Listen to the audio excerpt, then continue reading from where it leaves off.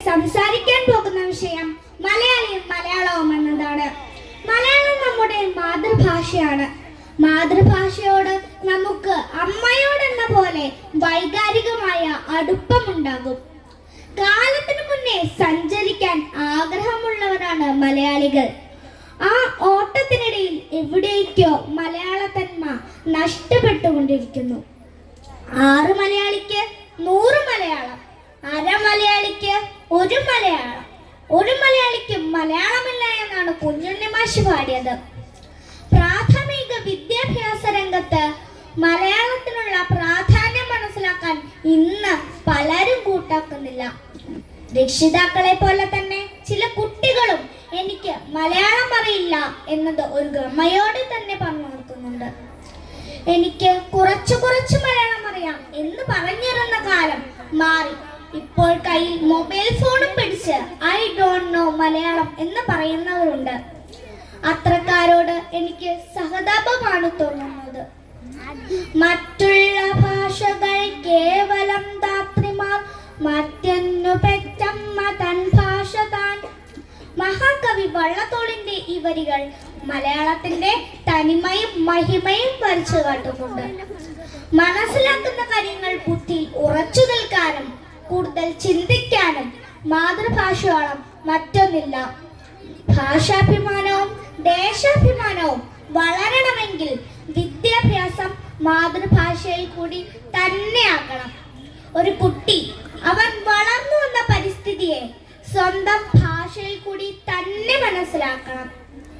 വീട്ടുമുറ്റത്ത് വളർന്നു നിൽക്കുന്ന ചെത്തി, പിച്ചി, കുടമുല്ല എന്നിവയെല്ലാം വകതിരിച്ചു മനസ്സിലാക്കുവാനും വ്യത്യസ്ത ഗന്ധത്തിലൂടെ തിരിച്ചറിയുവാനും ആ പ്രത്യേക ഭാഷയിൽ കൂടി തന്നെ ആകണം. മറ്റു ഭാഷയിൽ കൂടി മനസ്സിലാക്കുന്ന കുട്ടി അവന്റെ പരിസ്ഥിതിയിൽ നിന്നും അന്യവൽക്കരിക്കപ്പെടുന്നു. മാറുന്ന സാഹചര്യങ്ങളും ജീവിത രീതികളുമാണ് മലയാളം മറക്കുവാനും അവഗണിക്കുവാനും ഇടയാക്കിയത്. 50 വർഷം മുമ്പുള്ള മലയാളി അല്ല ഇന്നത്തെ മലയാളി. അന്നത്തെ മലയാളമല്ല ഇന്നത്തെ മലയാളം. വേഷത്തിലും ഭക്ഷണത്തിലും സാമൂഹിക ബന്ധങ്ങളിലും സാംസ്കാരിക സമീപനങ്ങളിലും മലയാളി മാറിയപ്പോൾ മലയാളത്തിനും ഒരുപാട് മാറ്റങ്ങൾ ഉണ്ടായിട്ടുണ്ട്. ദൃശ്യമാധ്യമങ്ങളിൽ ചില അവതാരകർ കാട്ടിക്കൂട്ടുന്ന കോപ്രായങ്ങൾ കാണുമ്പോൾ മംഗ്ലീഷാണോ നമ്മുടെ ഭാഷ എന്ന് തോന്നിപ്പോവും. അത്രയും മലയാളത്തെ വികൃതവൽക്കരിച്ചാണ് അവരുടെ അവതരണം. മലയാളത്തെ രക്ഷിക്കാൻ സ്വീകരണ മുറിയിലിരിക്കുന്ന ടെലിവിഷൻ സെറ്റുകൾക്ക് സാധ്യമാവില്ല. ഊണുമൊഴിയിൽ അച്ഛനമ്മമാർ സംസാരിക്കുന്നത് കേട്ടും സ്കൂളിൽ വിശ്രമവേളകളിൽ ഗുരുനാഥരോടും കൂട്ടുകാരോടും സംസാരിച്ച് നമുക്ക് നല്ല മലയാളം പഠിക്കാൻ സാധിക്കും.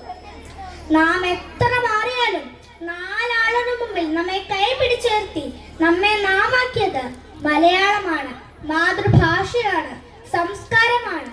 ഹരിശ്രീ കുറിച്ചതും അമ്മയുടെ മടിയിൽ കഥകൾ കേട്ടുറങ്ങിയതും സ്വപ്നം കണ്ടതും എല്ലാം മലയാളത്തിലാണ്. ജനനീ ജന്മഭൂമിശ്ച സർഗാത്മീകരിസി എന്ന ആപ്തവാക്യം മനസ്സിലാക്കിക്കൊണ്ട് പെറ്റമ്മയ്ക്കും പിറന്ന ഭൂമിക്കും പ്രാധാന്യം കൊടുക്കുന്നത് പോലെ നാം മാതൃഭാഷയ്ക്കും അർഹമായ സ്ഥാനം കൊടുക്കേണ്ടതുണ്ട്. 56 അക്ഷരവുമല്ല 51 അക്ഷരവുമല്ല എന്റെ മലയാളം. മലയാളം എന്ന 4 അക്ഷരവുമല്ല. അമ്മ എന്ന ഒറ്റ വാക്ക്, മണ്ണ് എന്ന ഒറ്റ വാക്ക്, അതാണ് എന്റെ മലയാളം. കുഞ്ഞുണ്ണി മാഷ് പാടിയതുപോലെ മലയാളം നമുക്ക് അമ്മയും മണ്ണുമാണെന്നുള്ള തിരിച്ചറിവ് എല്ലാ മലയാളിക്കും ഉണ്ടാവട്ടെ എന്ന് പറഞ്ഞുകൊണ്ട് എന്റെ ചെറിയ വാക്കുകൾ ഇവിടെ നിർത്തുന്നു. നന്ദി, നമസ്കാരം. ജയ് മലയാളം.